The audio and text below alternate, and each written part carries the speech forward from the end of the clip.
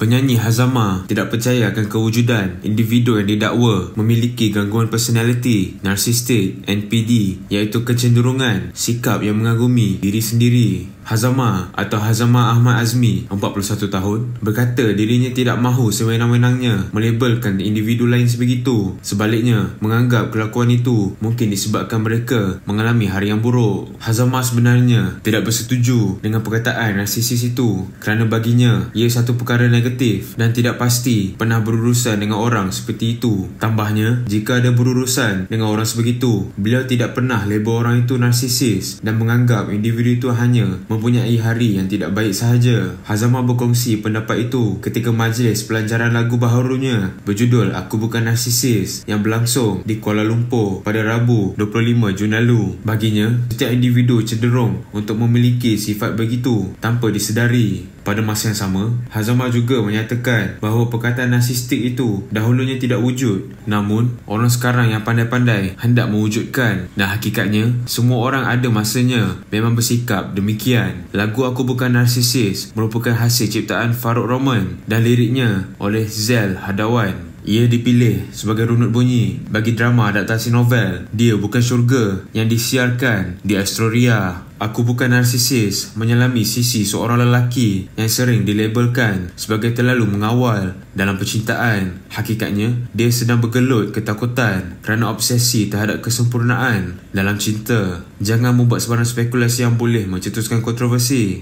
Apapun, semoga urusan Hazama dipermudahkan dan terus berjaya dalam kerjaya yang dibina.